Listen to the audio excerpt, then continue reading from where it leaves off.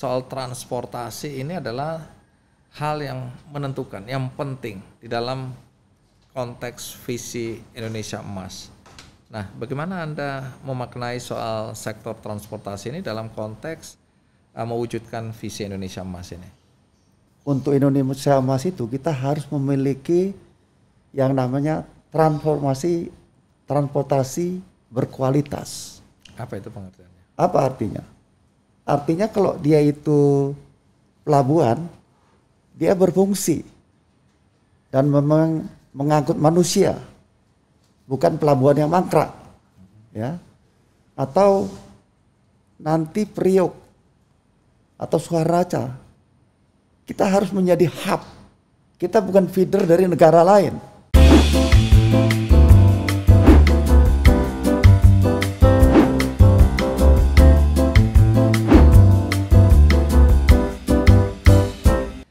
Halo Kaula Moda, jadi jangan kaget, hari ini saya bukan tampil di acara Kick Andy, tapi ada satu program keren, namanya Ngeteh. Ngeteh itu artinya kita cuma disuguhin teh. Ini ngeteh tapi nanti kita akan minum ya. Dan ngeteh itu bukan sekedar ngeteh, tapi ngeteh itu adalah ngobrol seputar perhubungan. Ya, dan tentu saja karena kita bicara perhubungan, maka bintang tamunya, narasumbernya adalah orang yang memang kompeten untuk menjawab persoalan-persoalan perhubungan. Siapa dia? Pasti sudah bisa nebak. Budi Karya Sumadi sebagai Menteri Perhubungan Republik Indonesia. Tepuk tangan dulu dong. Ini ada 1 juta orang yang nonton. Ya, Pak Budi. Pertama senang sekali ya, lama kita nggak ketemu ya. Sejak Anda sakit, doa saya selalu tidak putus-putus. Tapi setelah Anda tampil di video menyatakan bahwa Anda sudah lebih sehat, lega kita. Karena apapun juga pandemi ini kan ujian yang cukup berat bagi hampir semua orang ya. Jadi kalau kita ketemu hari ini, saya senang Anda sehat, kelihatannya semangat. Dan yang paling penting saya lihat Anda terus di TV. Berkat Chef Adi. Itu artinya apa? Artinya pembangunan di Indonesia berjalan terus di tengah situasi dan kondisi sulit. Insya Allah. Iya. Nah, sebelum kita mulai nih, saya mau tahu aktivitas Anda sehari-hari sekarang ini. Saya jujur ya, Chef Andy ini sahabat lama saya. Dan kita teman berbuat baik ya. Selalu begitu. Makanya sekarang punya namanya benih baik ya. Jadi memang ini orang baik dah. Mudah-mudahan saya ketularan. Amin. Orang baik akan ketemu dengan orang baik. Betul. Iya. Ya. Nah kalau kegiatan saya ya rutin sebagai menteri dari Papua ke Aceh dan sebagainya gitu ya. Tapi saya juga punya hobi-hobi kecil ya. Apa itu? Ya itu ada ayam ketawa lah. Ada ayam putih gitu ya. Oke, artinya nanti kalau diantara pembicaraan ini ada suara-suara aneh, jangan dianggap bahwa itu horor gitu ya. Itu adalah hewan-hewan peliharaan di sini. Oke. Dan satu lagi yang apa itu? Hobi saya nemenin istri saya jualan pempek. Pempek. Bagaimana ceritanya? Ini bisnis keluarga, kecil-kecilan warung. Udah lebih dari 20 tahun. Oh, ini rahasia yang saya dari dulu nggak tahu. Ini berbuat baik. Pempek. Oke. Tunggu dulu, ini menteri istrinya jualan pempek, ini artinya apa? Gaji menteri kurang atau apa ini? Atau hobi yang dikembangkan jadi bisnis? Enggak dua-duanya. Oh, apa itu? Tapi memang saya harus puji istri saya yang punya kemampuan lebih ya. Oh itu harus, itu wajib itu. Satu, bisa bukan orang Palembang, bikin pempek ya. Yang kedua, pempeknya laku Pak, enak pempeknya. Nggak ada injek kaki gitu-gitu nggak ya? Kantor nggak ada yang beli sana. Saya traktir ya bentar. Empek. Apa nama anunya? Cawan putih. Apa? Cawan putih. Cawan putih, empek cawan. Ini jual online atau jual? Jual, kita punya 3 toko ya di Sabang, Jalan Sabang Jakarta. Jalan Sabang Jakarta. Oke. Di Sunter, satu di kota. Jadi kayaknya ini lebih menarik untuk kita bicarakan daripada perhubungan ini. Karena saya ada harapan dapat itu. Iya. Sama Jadi, saya empe-empe. untungnya lumayan. Oke. Oh, ini bisa kalau ada franchise coba ngomong-ngomong dikit ya. Boleh. Karena di Banyumas juga mungkin perlu buka satu franchise itu ya. Ya. Oke, menarik. Tapi harus saya tanyakan karena perjumpaan kita waktu itu Anda kelihatan lebih gemuk. Sekarang kok langsing? Iya. Chief Andy, saya sakit tapi mukjizat bisa sembuh ya. Jadi idealisnya harus memaknai apa yang sudah diberi sama Tuhan ini. Tuhan memberi kesempatan kedua dalam hidup ya. Unbelievable, saya nggak percaya bahwa saya bisa survive, dan kala itu keluarga pasti tertekan sekali gitu. Dan mengapa saya menjadi lebih langsing 9 kilo? Oh, turun 9 kilo. 9 kilo. Ada keterpaksaan ya. Atau lebih disiplin lah gitu ya. Pengalaman mengajarkan lah ya. Pengalaman mengajarkan, makan, Jadi tidur, sekarang tertib.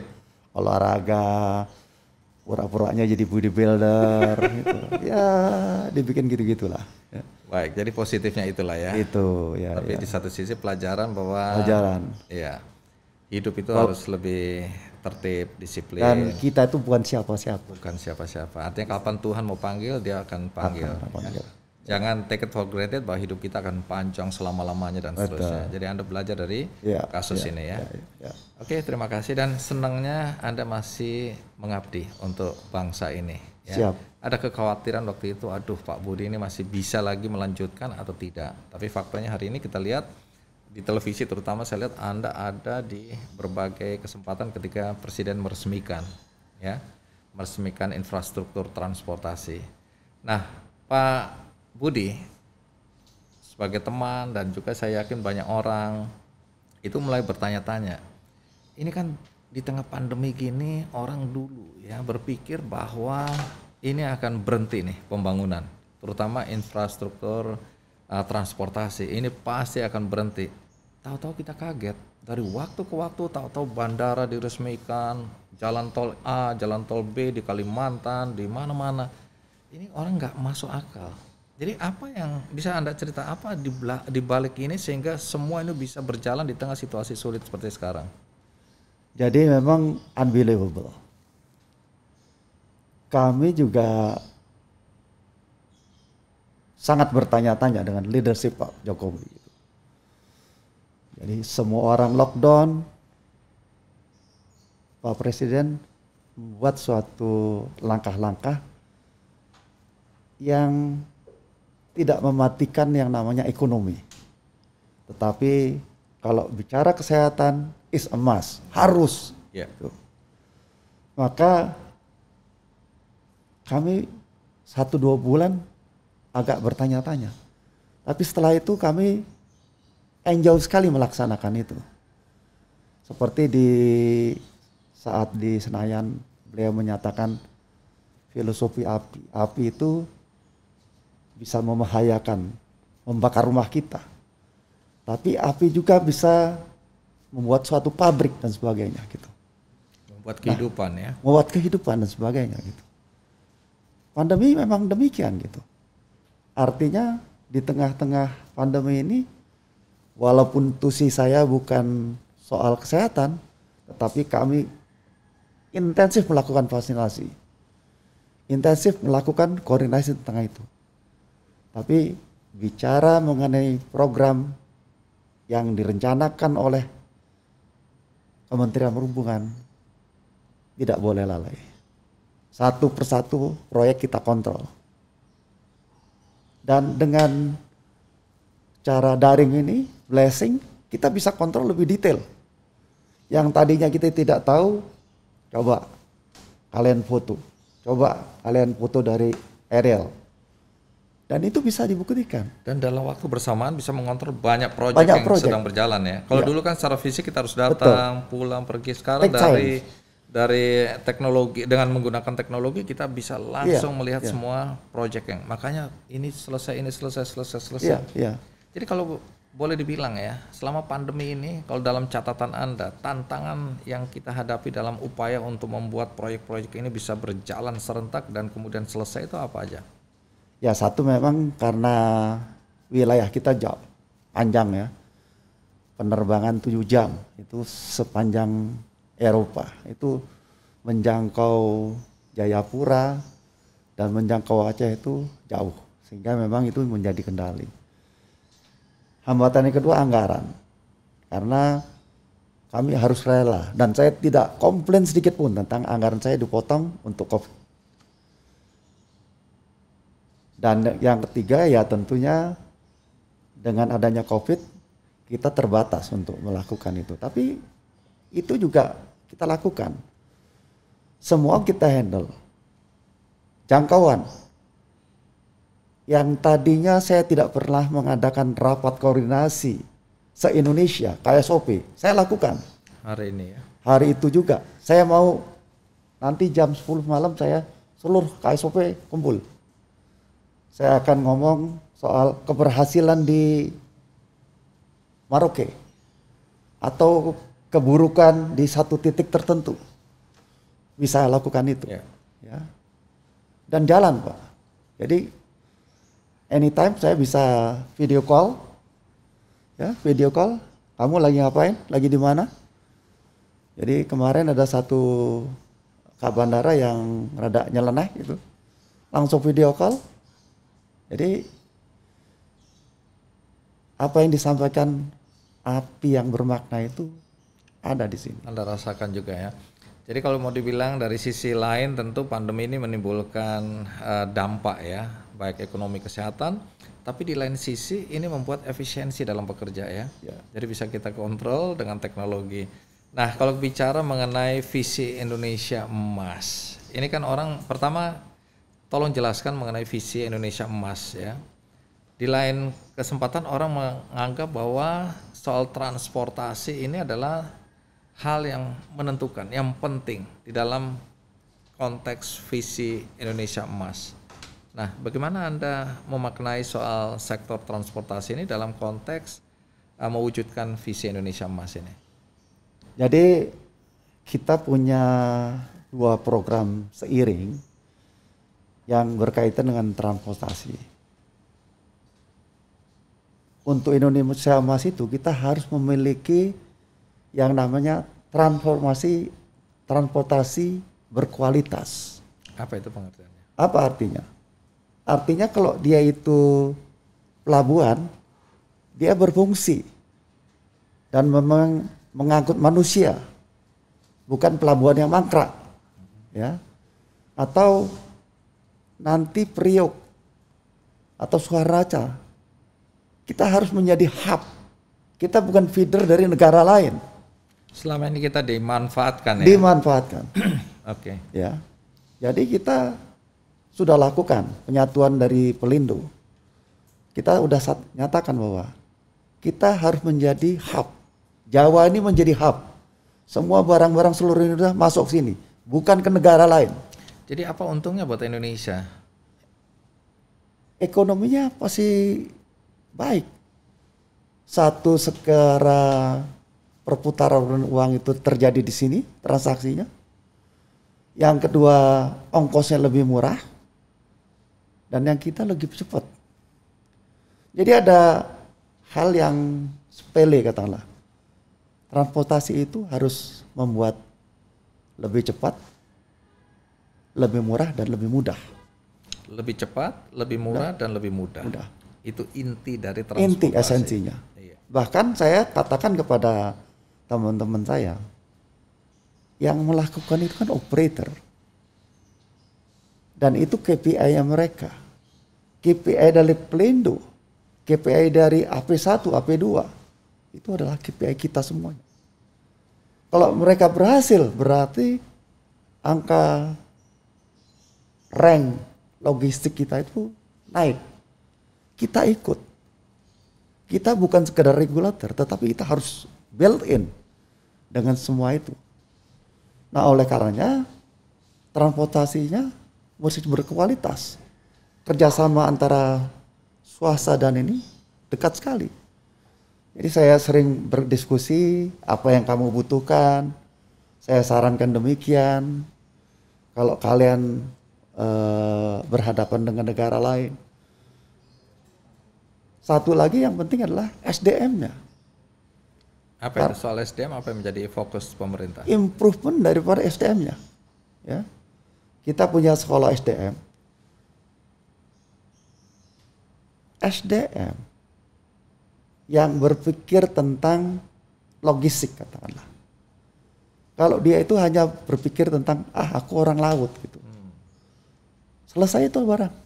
Di darat dia bermasalah. Abaikan ya. Dia abaikan. Jadi ini berpikir sektoral gitu ya. Sektoral. Nggak bisa lagi seperti Nggak bisa itu. lagi. Oke, lebih komprehensif. Ya. Antar sektor ini harus saling berkait ya. Ya. Oleh karenanya di sekolah-sekolah perguruan kita buat program S2 tailoring kerjasama dengan UI, ITB, UGM, dan ITS. Contohnya apa? Itu yang Contohnya tailoring itu. Kita Sesuai kerjasama kebutuhan. dengan UI untuk yang di darat. Tetapi kita tidak belajar mengenai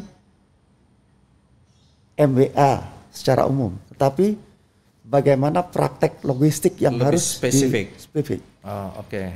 Ya, kalau dia sekolah di sekolah teknik, dia akan belajar tentang bagaimana truknya gitu.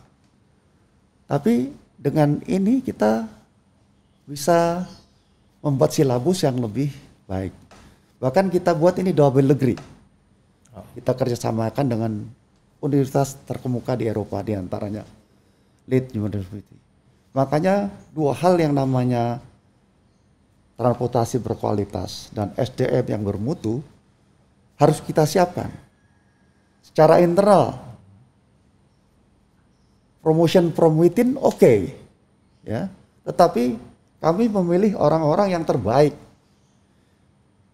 dengan talent pool tertentu. Nah, itu terjadi di tempat-tempat yang perkotaan di Jawa dan sebagainya. Kita bangun LRT, MRT, kita bangun bandara, kita bangun pelabuhan. Tetapi untuk Indonesia Timur, Presiden sangat concern bahwa Timur harus dibangun.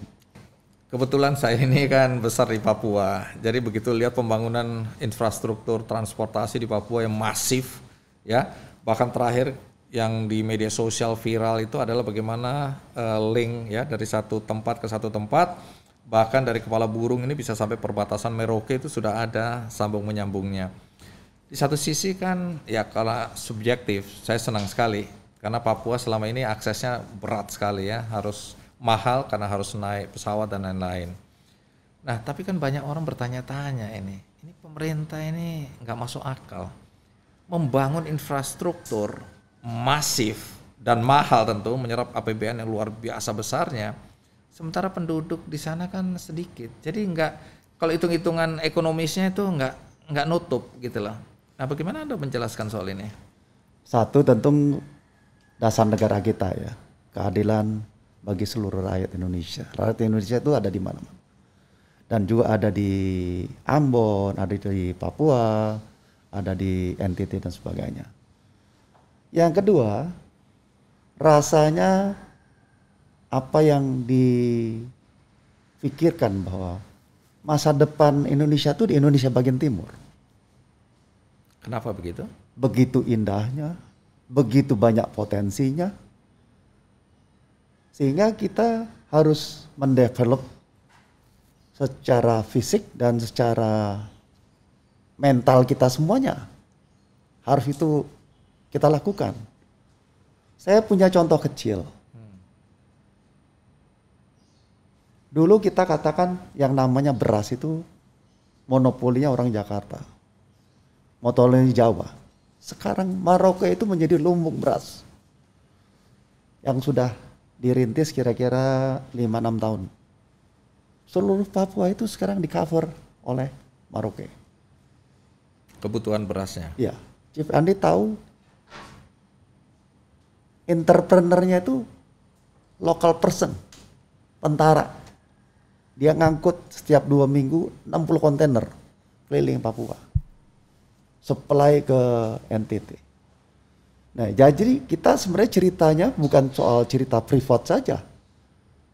Banyak sekali potensi yang luar biasa di Indonesia Timur yang bisa kita lakukan eksplorasi ataupun kita jadikan tujuan wisata seperti Raja Ampat dan sebagainya yang membuat orang berdecak kagum begitu ya. Nah, memang ini takes time dan membutuhkan dana yang besar.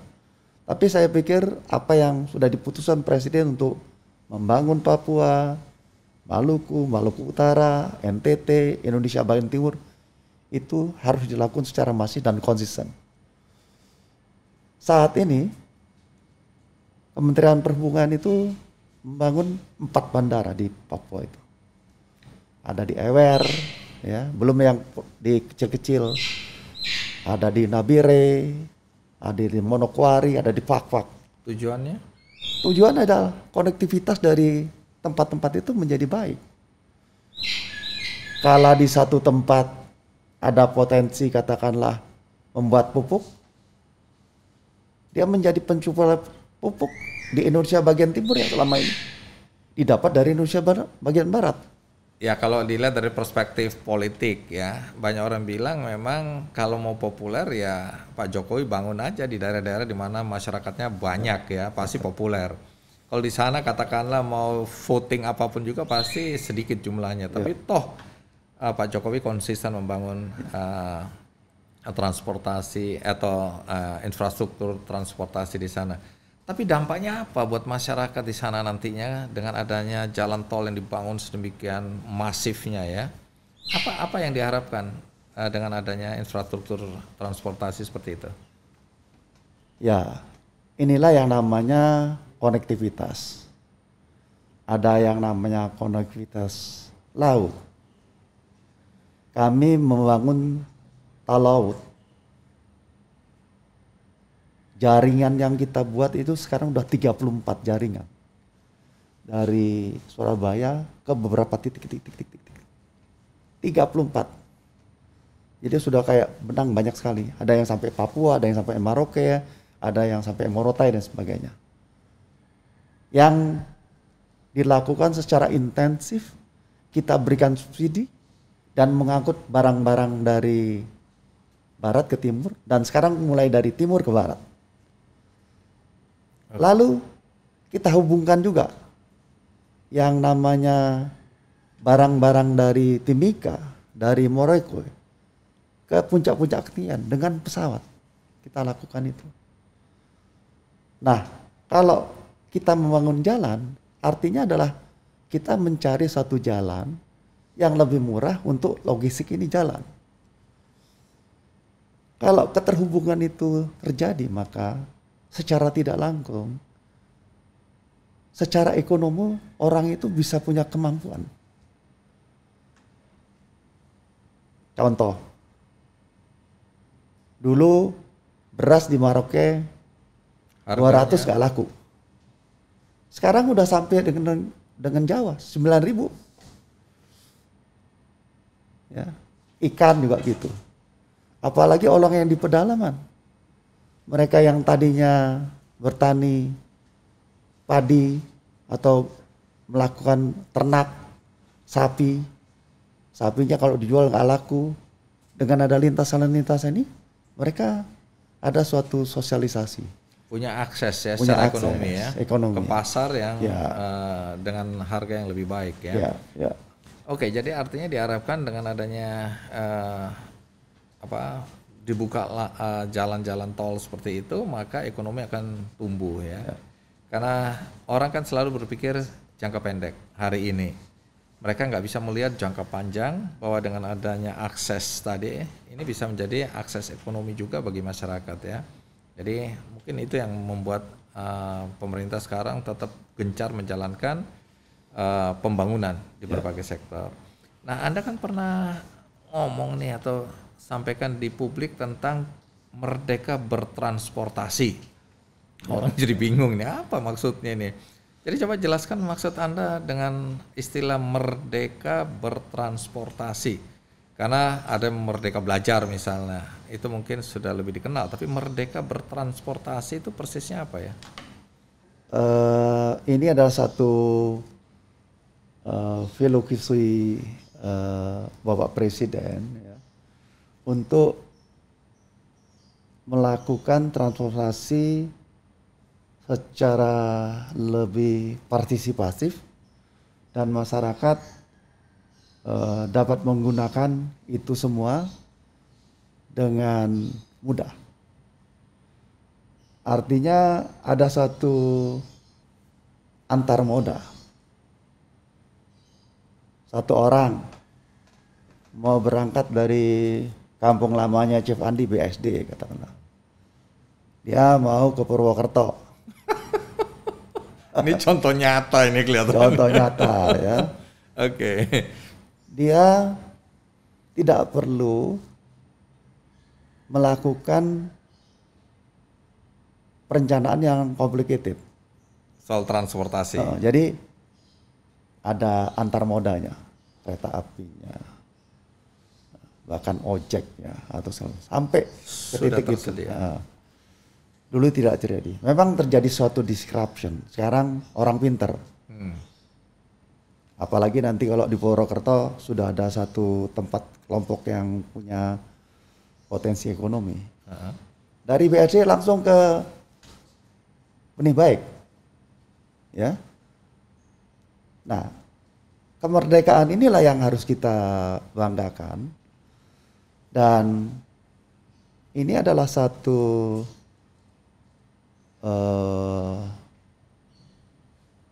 respon kita menghadapi segala macam disruption. Apa yang terjadi pada saat Gojek, Grab itu dilakukan? Seorang marah. Mengapa itu dilakukan? Iya. Tetapi dia sudah bisa menyelesaikan masalah pengangguran. Mereka bisa melakukan pemberian macam-macam barang-barang kepada tempat lain. Nah, merdeka harus kita sikapi dengan pemerintah memberikan satu endorsement kemerdekaan bagi inisiatif-inisiatif yang menyelesaikan masalah dengan cara yang baru. Karena itu yang disebut era disruption tadi. Era disruption. Jadi tidak terhindarkan itu. Tidak terhindarkan. Teknologi itu mengintervensi semua kehidupan manusia ya. Iya, iya. Dan siapa yang menolak ya akan dilindas oleh zaman ya. Oke. Saya sekarang lagi berpikir tentang terminal. Apa itu? Terminal kita di mana-mana itu sekarang kosong. Kalau kita bicara terminal ini artinya di bandara. Terminal di bus. Bus, oh stasiun bus, oke. Ya. Nah, saya akan pikirkan gimana utilisasinya, bagaimana pola itu berjalan. Saya lagi kerjasama dengan universitas untuk menyelesaikan. Nah, ini adalah disruption. Orang katakanlah kalau dulu dari Surabaya sampai Sidoarjo, itu pasti naik bis. Kalau sekarang naik motor ya. Ya kan? Atau kegiatannya lain, sehingga bis ini harus mencari pola. Kepada sektor juga saya katakan, tidak mungkin kalian itu memaksakan kehendak apa yang kalian miliki. Boleh malah marah dengan Grab, dengan Gojek, tetapi itu keniscayaan dan kemerdekaan yang harus kita dukung. Itu kira-kira hal yang sangat penting. Sebagai birokrat tidak gampang menerima itu. Karena harus mengakomodasi banyak kepentingan. Banyak kepentingan. Ini belum ada drone. Dalam waktu dekat. Dalam waktu dekat. Drone itu seperti api. Bisa punya manfaat tapi bisa menyerang orang itu. Nah, kami lagi mengantisipasi ini sebagai transport minimal barang, ya. Ya. Dan sekarang sudah mulai itu. Udah. Ada beberapa restoran yang sudah mencoba mengirim barang dengan drone, ya paket-paket ringan dengan drone. Ya, Nah ini regulasinya nanti ya, bagaimana? regulasi sudah selesai, tapi belum teruji dengan baik, ya. Jadi kita harus Menuju ke lakukan. sana. Contoh yang aktual adalah drone. Dan itu keniscayaan, nggak mungkin kita boleh drone nggak Nggak boleh. boleh. Jadi kalau dilihat dari apa yang Anda sampaikan, kalau dulu kan pemerintah itu yang namanya birokrasi, itu regulator, itu akhirnya membuat banyak peraturan-peraturan yang akhirnya menjerat sendiri. Sehingga pertumbuhan ekonomi terganggu atau tidak bisa tumbuh berkembang pesat karena terlalu banyak regulasi. Tapi kalau dilihat dari ucapan Anda, sekarang tidak ya, pemerintah justru menjadi pendorong untuk kemajuan-kemajuan dan Betul. memanfaatkan teknologi ya. Bayangkan Omnibus Law itu undang-undang yang merangkum undang yang banyak. Dan saya tidak segan-segan untuk merubah peraturan menteri kalau itu memang against pada kenyataan. Kita debat deh sama itu. Tapi kalau saya yang benar, saya akan tetapkan. Iya. Ya. Tapi Anda tidak menutup mata untuk melihat bahwa eranya udah berubah, Iya. nilai-nilai berubah, teknologi udah berubah. Ya. Kalau memang yang diajukan atau yang diusulkan itu memang memberikan manfaat bagi banyak orang, pada dasarnya pemerintah mendorong ya, mendukung. Pasti dan harus. Oke. Ya. Bahkan Pak Presiden tuh ngomong, kalian itu kalau kerja jangan kerjanya itu aja. Setiap kali itu kerjanya berubah caranya. Yang dipikirkan berubah. Sehingga manfaat bagi masyarakat itu terasa lebih. Jadi jangan Cara lama dipakai untuk situasi baru itu nggak bisa lagi ya. nggak bisa lagi gitu. Iya, menarik. Pak Budi, Anda kan tadi bicara bahwa teknologi adalah keniscayaan, jadi harus kita terima. Kita nggak bisa melawan teknologi. Di dunia kita lihat negara-negara yang melawan teknologi ya, mencoba untuk bertahan nggak bisa. Nggak bisa. Dan tadi Anda sudah menyadari bahwa pemerintah Indonesia juga sudah menyadari itu. Ya. Bahkan memanfaatkan secara optimal teknologi yang berkembang di era disruption ini.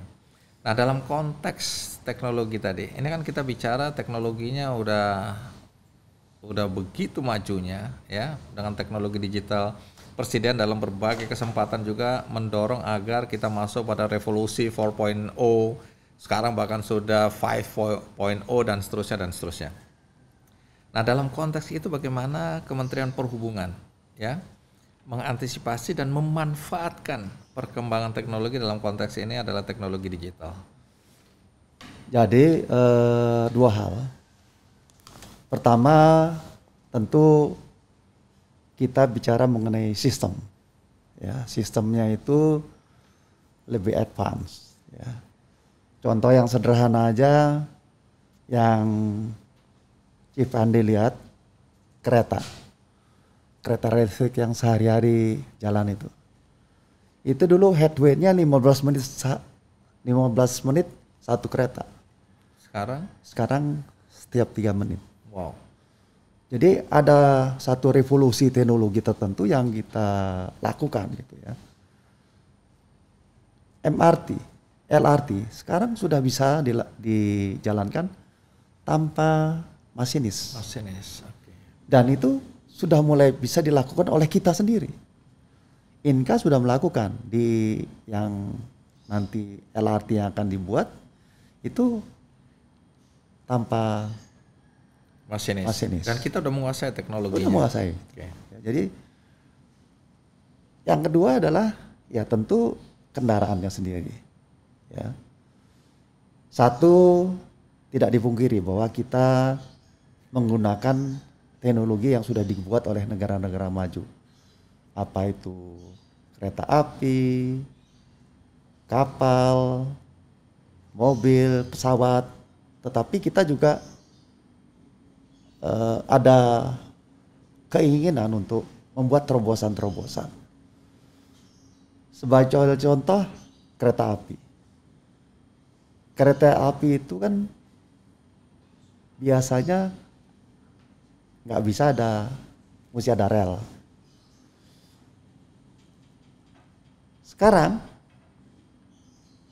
rel itu bisa dihilangkan. Maksudnya? Jadi, tanpa rel, jadi ada teknologi IT yang membuat jalan virtual sehingga kereta api itu bisa lewat di situ. Menarik. Jadi sudah diantisipasi perkembangan teknologi sampai sejauh itu. Dan ini akan kita lakukan di IKN. Ya. Jadi nanti ada jalan tol di situ, kita minta jalan 7-8 meter. Nah, di situ kita buat jalan virtual untuk kereta api. Bahkan secara lebih advance lagi, teman-teman lagi studi nih. Bus yang menggunakan Google gitu. Jadi dia jalan dengan Google, berinteraksi, dan bisa jalan sebagai suatu feeder dari satu daerah tertentu. Tapi kita lagi coba ini. Jadi dan yang membanggakan itu teman-teman kita cepat sekali mengadaptasi. Teman-teman kita itu apa yang Anda maksud? Siapa? Katakanlah Inka, ya, Garuda Maintenance itu. Apa yang terjadi di dunia tentang teknologi, tentang drone segala macam, adaptasi cepat sekali. Banyak teman-teman kita yang muda-muda yang punya kreativitas mampu untuk memberikan suatu terobosan-terobosan itu sendiri gitu. Jadi anak-anak muda kita sebenarnya nggak kalah lah ya. Nggak kalah. Karena mereka juga sekolahnya di luar sana, pulang dan mereka mengembangkan dirinya luar biasa di sini ya. Pola pikirnya nggak kita setelah 1, 2, dia setelah 1 langsung 10 gitu. Luar biasa. Tapi tunggu dulu ini. Ya. Omong-omong, ini kan Anda bukan milenial, Anda ini kan kolonial. Iya, kan bagaimana? Pura-pura nih. Jadi bagaimana Anda berkomunikasi, berkolaborasi dengan anak-anak pintar Indonesia seperti ini dalam konteks teknologi tadi? Satu, ada yang secara sistematis saya lakukan. Apa itu? Saya ada talent pool. Ya.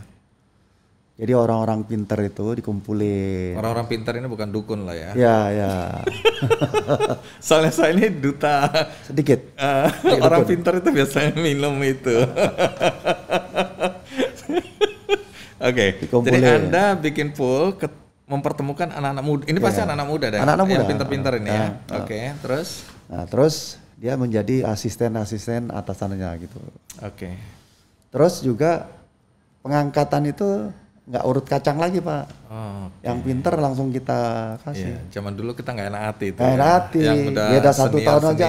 Walaupun nggak pinter-pinter ya terpaksa kita naik. Ini nggak ada cerita itu. Nggak ada. Dulu gua lebih tua loh. Lu ntar nggak ada lagi sekarang. Oke, menarik. Ini yang saya senang dengarnya. Jadi orang nggak kemudian melihat awan hitam gelap di atas sana, akhirnya mereka pindah ke swasta atau pindah ke negara lain. Iya. Karena di Indonesia dia bilang kita nggak bisa berkembang karena itu tadi urut kacang tadi. Urut Sekarang nggak ada tadi. itu ya. Di perhubungan nggak ada cerita itu ya. Nggak ada lagi. Oke, terus? Ya, yang kedua ya birokrat itu. Kalian boleh birokrat, tapi hatinya nggak boleh birokrat. Oke. Bahkan kepada satu instansi saya bilang, kalian masih lebih birokrat dari saya yang birokrat itu Bang itu. Nggak boleh begitu. Oke. Karena itu menjadi satu kemampuan kita tumpul untuk melayani masyarakat. Nah ini saya senang dengarnya. Kenapa? Karena memang dunia udah berubah. Tapi gini, kalau saya lihat secara umum ya, saya kan main-main ke beberapa kantor pemerintahan. Memang berubah sekali. BUMN saya lihat berubah total. Gayanya anak muda. Ada waktu di mana mereka boleh pakai jeans, pakai t-shirt ke kantor ini. Ini kantor BUMN ini. Dan tempatnya itu bukan tempat bekerja yang seperti kita kenal dulu, ya. Tapi ada kafenya, ada tempat, pokoknya fun. Nah, jadi ini sudah berubah memang ya. Mindset pemerintah dalam mengelola sumber daya manusia dan menjalankan kegiatan-kegiatan kepemerintahan. Memang berubah, Anda merasakan juga. Dan di kementerian Anda juga berubah aja. Ya, jadi sebagai contoh lah, kalau ada case-case itu, mereka nggak lagi ke dirjen, langsung ke saya. Dan itu dibolehkan tanda kutip. Dulu kan ada birokrasinya itu ya. Langsung saya telepon, lu ngapain? Udahlah. Pakai kata lu juga. Jadi Iya kan? apa ya, gap antara anak-anak muda dengan pimpinan-pimpinannya itu memang ada sengaja itu ya, sekat-sekat itu dibuka. Dulu bayangin ya, Hah. saya yang swasta mau ketemu direkturnya itu, wah 5 bulan ya ketemu. Iya. Sekarang dia WA saya, ya kalau memang relevan ketemu. Kalau enggak ketemu dirjen. Bahkan saya ini melihat beberapa menteri ini kadang-kadang saya WhatsApp kan, saya bilang ini ada orang penting ketemu untuk kolaborasi gini. Udah, kapan?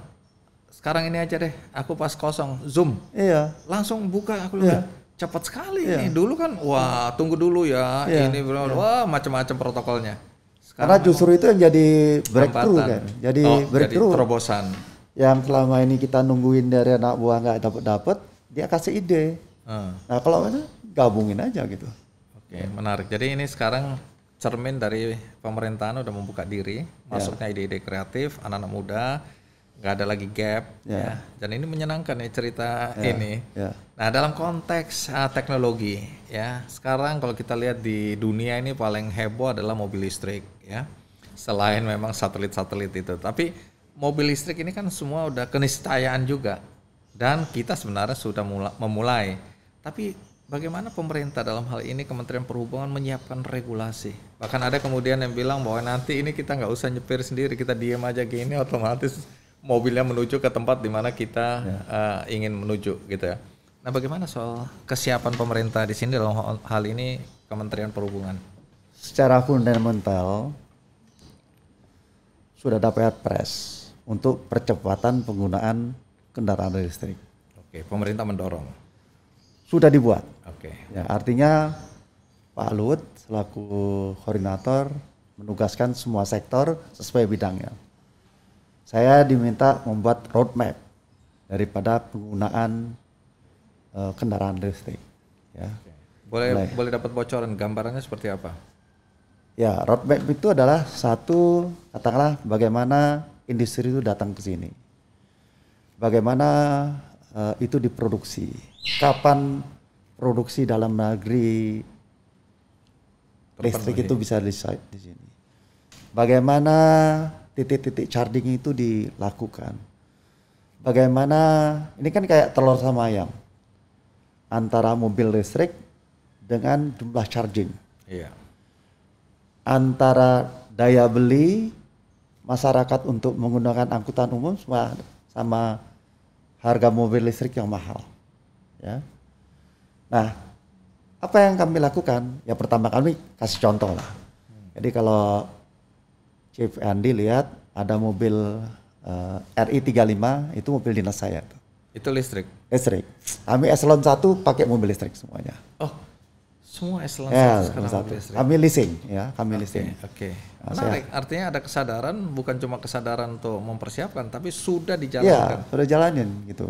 Dan saya pikir yang lain mesti ngelakuin juga dong, ya. Oke. Nah setelah itu kita pikirkan bagaimana utilisasinya itu mulai mengena. Kita mulai dari public service yang namanya Gojek, Grab, taksi, bus, kita dorong. Ya, dengan Bluebird kita bicara gitu. Nah, dengan itu ada layanan-layanan yang sudah mulai ada. Dan secara tidak langsung menciptakan titik-titik charging tertentu. Jadi dengan Gojek, Grab, ya Bluebird kita apa yang didorong itu? Dia pakai kesiapan kendaraan untuk listrik. sentra-sentra charging tadi. Dia menggunakan itu. Jadi sekarang pertama, ini moda transportasinya berubah ke listrik. Kemudian kesiapan infrastruktur untuk pendukungnya. Ini karena memang masih ada perbedaan harga ya, karena soal baterai itu. Nah dengan ini mulai bergulir. Sekarang pabrik sudah ada di sini. Dan sekarang kita sudah punya kemampuan membuat baterai. Baterai adalah satu komponen yang mahal. Smelter yang dibuat di Jawa Timur adalah smelter yang akan membuat baterai. Juga yang di Batam. Baru lagi nih. Ya. Dan dengan menggunakan kendaraan listrik, maka komponen daripada kendaraan itu akan berkurang. Dan kita sudah bersiap-siap untuk menjadi negara pengekspor kendaraan listrik. Karena kalau kita memulai satu basis yang bagus untuk studi, setelah itu punya basis yang bagus juga untuk melakukan ekspor, mendahului negara-negara lain. Oke, karena salah satu komponen yang penting adalah baterai Baterai. tadi ya, dan kita ini adalah sumber material yang luar biasa, ya. Baik, jadi Pak Budi, saya ini pribadi nih, setiap kali buka layar televisi, itu kan peresmian ini, peresmian itu dan seterusnya. Cuma saya kan nggak bisa memetakan ini sebenarnya rangkaiannya secara umum, secara utuh, apa sebenarnya yang sedang direncanakan oleh pemerintah. Nah, dalam konteks apa yang menjadi kewenangan dari Kementerian Perhubungan, apa yang sudah dikerjakan, apa yang sudah diselesaikan, baik transportasi laut, darat, sungai, dan udara, bisa Anda jelaskan nggak secara sederhana apa saja yang sudah dikerjakan, sudah selesai, dan yang akan diselesaikan? Sedikit saya men-stressing konektivitas. Artinya ya. Artinya memang keterhubungan yang membuat logistik itu lebih bagus dan ketercapaian orang ke semua pelosok itu tercapai. Itu filosofinya dulu gitu. Maka apabila kita membangun sesuatu, ada tujuan besarnya. Katakanlah tadi saya bicara mengenai hub angkutan laut. Ya. Signifikan kita membangun Patimban. Patimban yang di mana itu? Mungkin di semua orang Subang, tahu. di Subang, Jawa Barat. Itu biayanya nanti akan dibutuhkan hampir 70 triliun. Sekarang baru tahap pertama. Apa manfaatnya nanti? Manfaatnya Jakarta, Patimban, Tanjung Mas, Tanjung Perak, ini menjadi hub, menjadi hub yang against ke negara yang lain. Dulu ini kan Pelindo 3 sampai Pelindo 2 kan bersaing. Nah nanti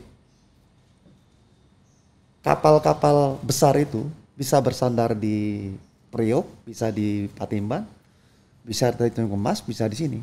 Dan barangnya kita jalan ke sini, bukan ke Singapura atau ke Malaysia. Karena selama ini singgah dulu di sana, masuk lagi. Jadi yang diuntungkan duitnya ini berputar di sini. Sekarang nggak ada ya, berputar di hub-hub ini ya. Ya, kita harapan itu, kita harus kompak di sini. Yang kedua udara, ya. Selain membangun Soekarno Hatta, kita membangun juga Yogyakarta. Ya. Tapi ini juga bicara hub nanti.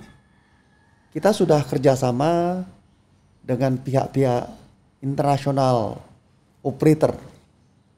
Untuk Kuala Namu kita kerjasama dengan India. Untuk Jakarta mungkin dengan Prancis. Jogja mungkin dengan somewhere dari mana gitu. Ya. Supaya apa? Supaya mereka yang punya kepentingan itu langsung. Kita bukan menjadi destinasi saja, tetapi juga menjadi hub. Orang Australia itu ke kita, ya. Jadi tujuan kita membangun yang sudah kita bangun, yang secara signifikan seperti Jogja dengan kereta apinya, Jakarta dengan kereta api dan macam-macam, nanti Kuala Namu, itu tujuan itu. Juga Patimban dengan jalan tol. Ini ada kolaborasi antara Priok dengan Patimban yang membuat ini menjadi besar. Kita kan nggak mungkin bangun di Priok lagi. Bangun di sana, dan Patimban akan berkolaborasi dengan Kertajati, dengan daerah industri baru yang bisa dikembangkan di situ. Kertajati ini Jawa Barat ya? Jawa Barat. Atau bandara ya? Barat. Nah, jadi ada sentra-sentra baru yang kita lakukan. Selain kita juga membuat titik-titik unik ya, seperti di Solo ya. Kita punya terminal namanya Tirtonadi, semua orang tahu itu, ada lagunya. Tahu kan? Bisa nyanyi nggak? Enggak, coba nyanyi dulu. Ini Didi Kempot ya? Tirtonadi yang permai. Oh iya. Lanjut dong, lanjut. Ya Udah nggak wis bisa ya, ya? jangan. Jangan. Ya, nanti kasihan yang penyanyi-penyanyi beneran jadi tersaingi ya. Jadi Menteri Perhubungan aja. Itu kita buat, kalau kita buat itu sebagai terminal bus, orang mungkin ya kalau pakai, kalau nggak pakai gitu. Ini terminal bus rasa bandara. Ya, kita buat di atas Pak. Iya. Ada sport center, ada kegiatan convention, dan bisa juga di sana bikin ada solo fair dan sebagainya, sehingga itu menjadi sentra kegiatan. Nah, kita akan modifikasi sentra-sentra ini dengan berbagai Aktivitas. aktivitas, tapi sesuai dengan daerah itu. Belum tentu nanti kalau Cirebon mungkin kaitannya dengan batik. Batik ya. Ya, atau Pekalongan. Kalau Bandung apa? Dengan peyem atau nggak tahu saya. Iya. Ya, Kalau Palembang udah pasti empek-empek. Empek lah ya. Dan Ini akhirnya balik ke empek-empek lagi. jadi Tapi itu Pak. percuma kita ngomong empek-empek tapi kita kok nggak lihat empek-empek di sini ya. Kelihatannya baru terjadi 1 minggu lagi tuh. Oke, kembali ke apa yang sudah dilakukan ini. Yang sudah selesai tadi ya. Ya, ya. Kemudian ke depan itu apa yang rencana Kementerian Perhubungan ini untuk meningkatkan konektivitas tadi? Jadi selain Patimban akan menjadi besar, Iya. dia akan menjadi car terminal terbesar di Asia Tenggara. Ya, kalau sekarang ini Itu kita berapa hektar tuh? Berapa besar itu? tanah yang kita miliki 300 hektar. Tetapi kapasitas daripada ekspornya nanti bisa sampai 1 juta kendaraan. Kalau sekarang kan baru 400.000 kita ya. Terus kalau kontainer sekarang lagi dibangun 1 juta, akan menjadi 7 juta, sama dengan Priok. Bisa diduplikasi menjadi 14 juta. Jadi kalau kemarin banyak orang mengeluh lah ya bahwa di Priok itu terlalu lamban, terlalu lama karena numpuk semua, ini enggak ya? Insya Allah. Ini nanti di sini akan tumbuh sendiri dan ini mempercepat. Dan ini kompetisi juga kan? Iya. Siapa pelayanan terbaik ya? Yang bagus itu yang diberikan. Gitu. Oke, menarik. Pak Patimban menjadi satu anchor lah ya. Kita membangun 2 pelabuhan, satu di Ambon yang stressingnya untuk pengelolaan ikan yang selama ini dibawa langsung, tapi kita kumpulkan di satu tempat, ya, dan barang yang kita ekspor itu bukan ikan mentah. Oke. Di Ambon. Kita akan bangun juga di Natuna. Sehingga ada nilai tambahnya nih ya. Ya, Natuna punya nilai strategis ya. Karena Laut Cina Selatan sana ya. Tapi kita juga kembangkan sebagai satu tempat perikanan. Satu lagi di kampung saya di Palembang. Kita akan bangun satu pelabuhan, tetapi kita bikin sentra oil and gas supaya distribusi daripada oil and gas itu lebih bagus di sana gitu. Itu 3 pelabuhan yang besar kita lakukan. Kalau bandara Papua tuh paling banyak kita bangun, ya. Kita bangun Pakpak, kita bangun Ewer, kita bangun beberapa tempat lagi, ada 4 tempat. Terus kita bangun di Mentawai, Pulau Mentawai yang pulaunya sendiri kita bangun dengan harga yang ratusan miliar. Kita bangun di Mandiling Natal, kita bangun di Kalimantan di beberapa gitu. Jadi kita membangun bandara mungkin lebih dari 20 ya yang akan datang ini. Pelabuhan-pelabuhan juga demikian. Oke, menarik ya. Karena saya juga punya pengalaman datang ke bandara-bandara kecil yang tadinya itu kayak stasiun bus kecil, terminal, shelter gitu aja, tapi kita kaget-kaget lihat dengan seluruh fasilitas yang luar biasa sekarang ini ya.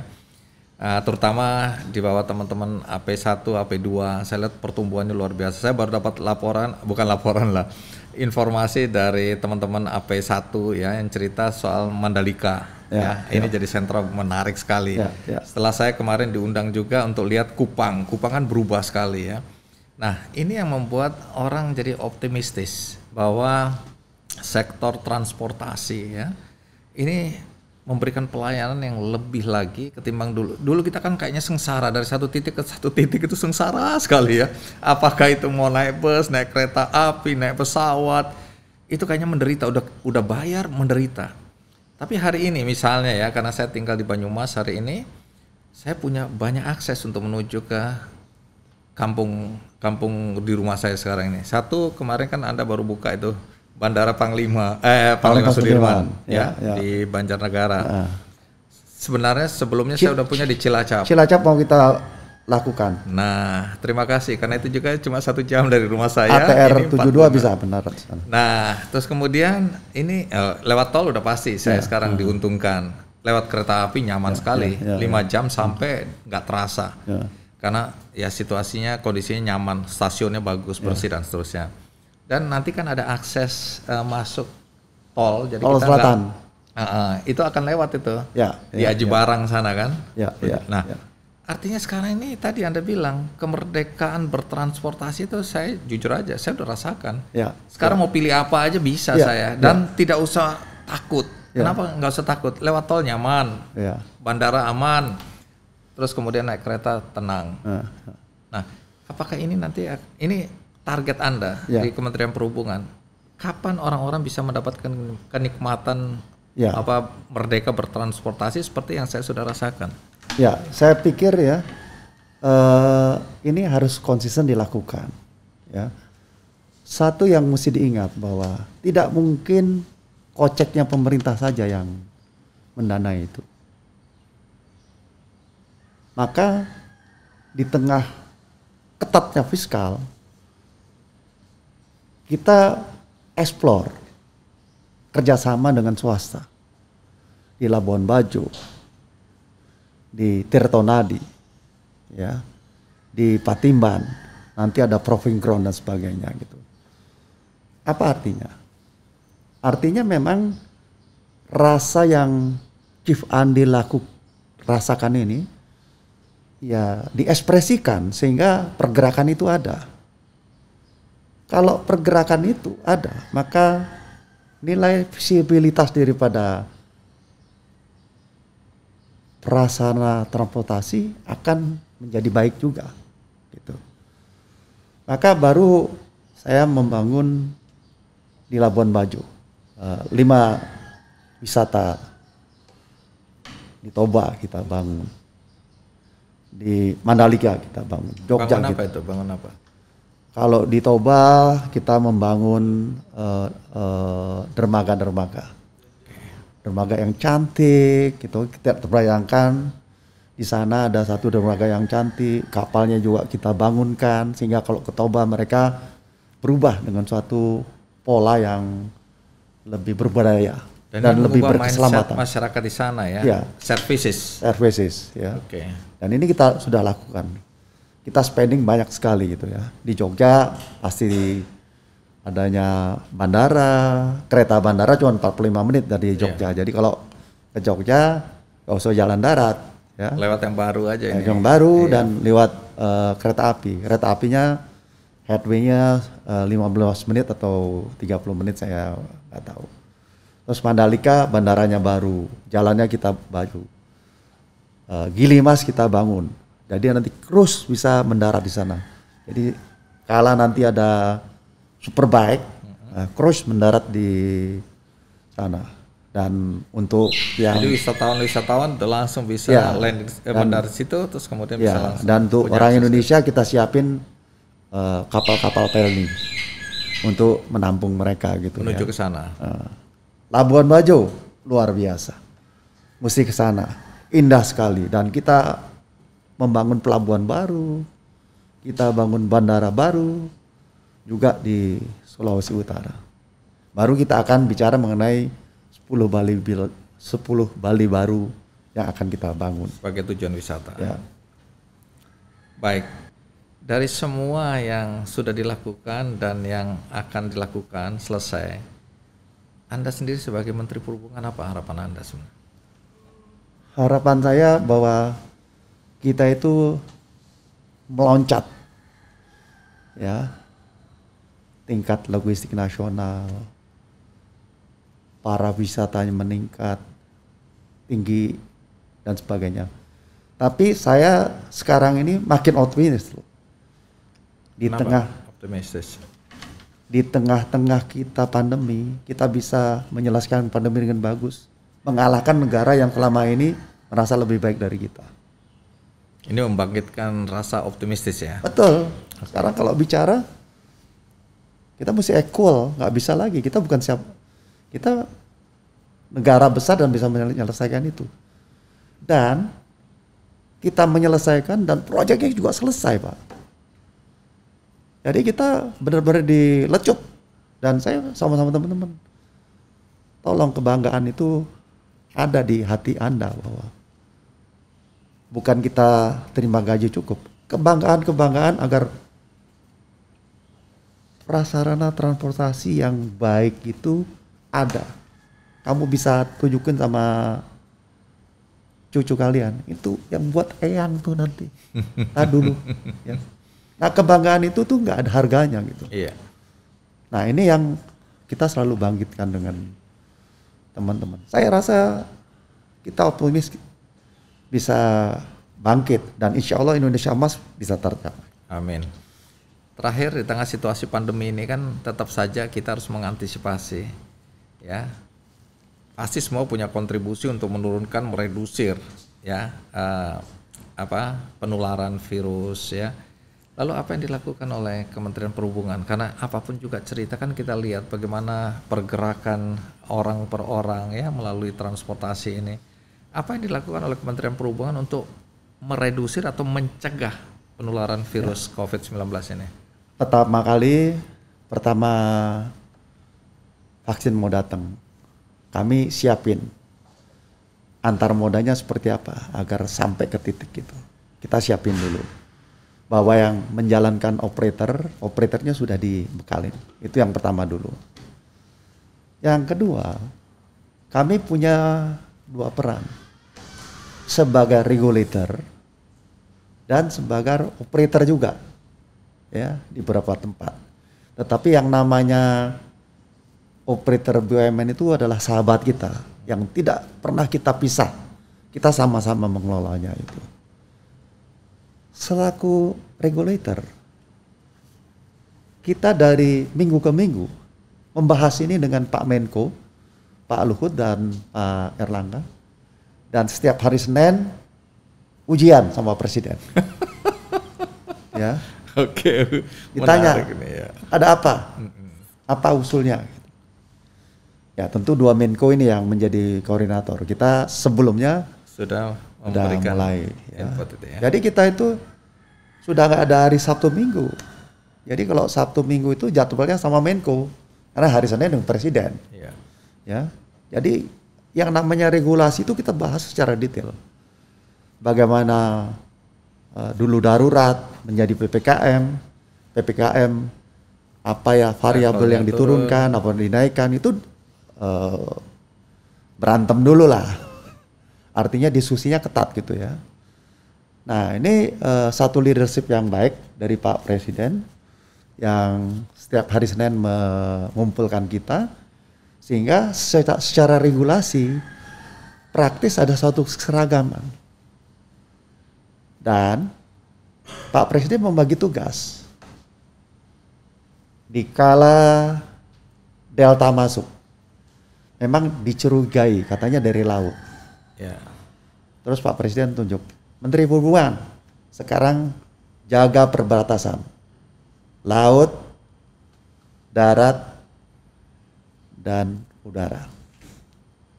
Pergilah saya ke Kepri, karena di situ adalah PMI yang datang banyak sekali. Datanglah saya ke, ya, menggunakan kapal. datanglah saya ke Aruk, ya, di Kalimantan Barat, Entikong, ya, Perbatasan. dan lakukanlah pengetatan di Soekarno-Hatta. Nah, bagus tugas Presiden. Tadinya ini kan diberikan pada Satgas saja. Ya, ya dengan ada cross-check, matrix cross-check seperti ini, saya menemukan bahwa Entikong dan Aruk ada kekurangan ABC.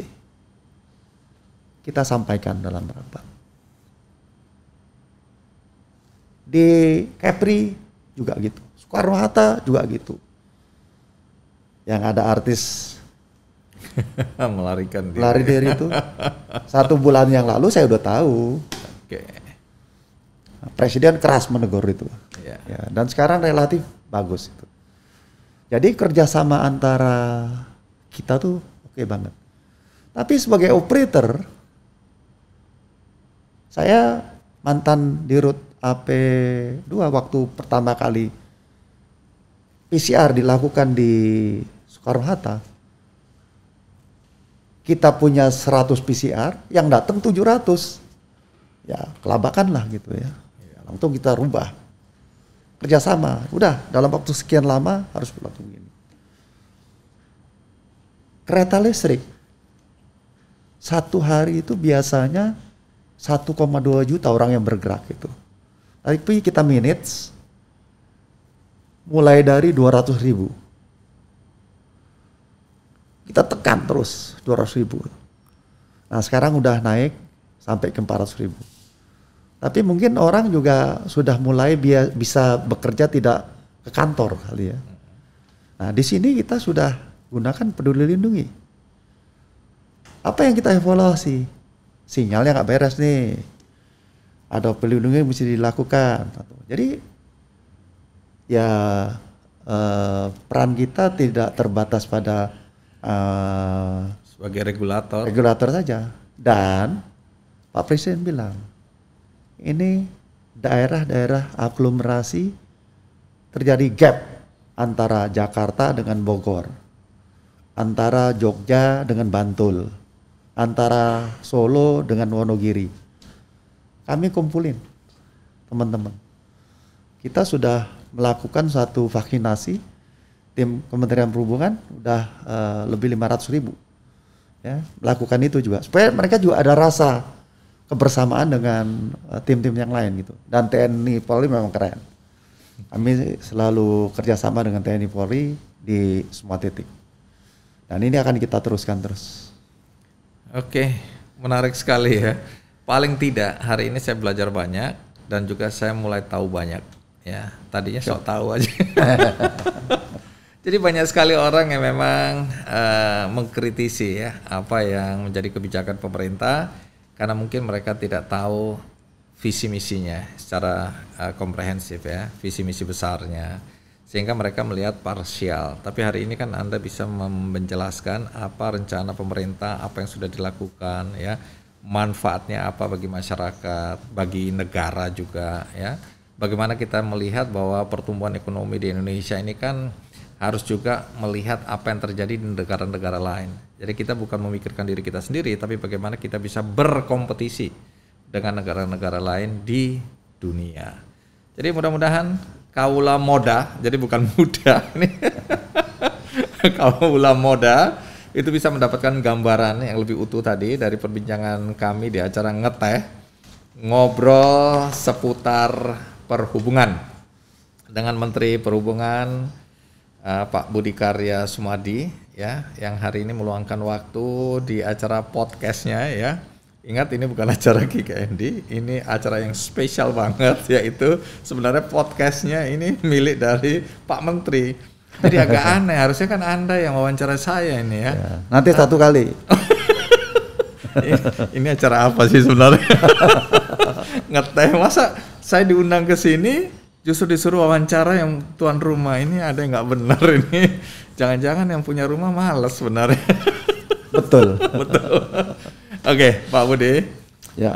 Terima kasih untuk waktunya hari ini dan satu kehormatan buat saya menjadi bagian dari podcast ini karena apa yang Anda sampaikan itulah yang dibutuhkan oleh masyarakat.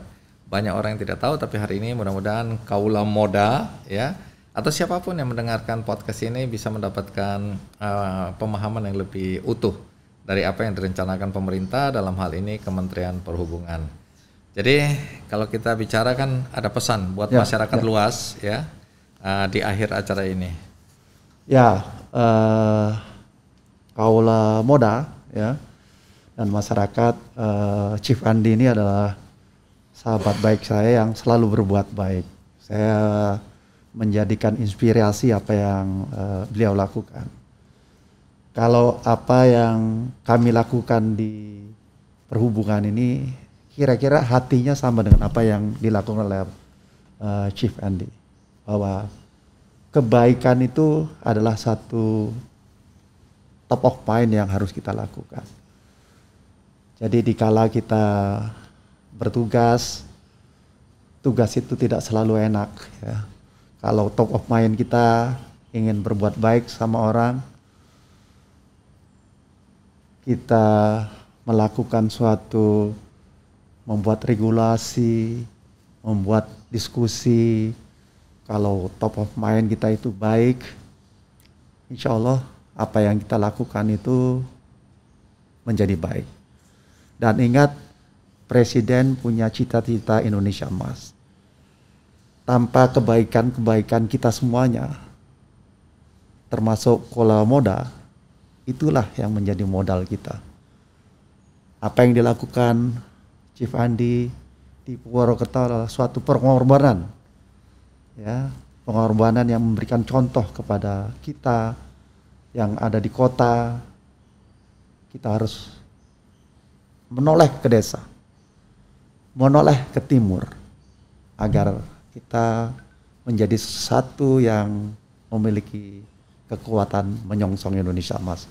Terima kasih Chief Andi. Amin. Amin. Semangat. Mat. Iya. Merdeka. Merdeka. Merdeka bertransportasi. Baik, terima kasih. Semoga bincang-bincang ini bermanfaat bagi kita semua. Sampai jumpa di episode berikutnya Ngeteh bersama Menteri Perhubungan Budi Karya Sumadi.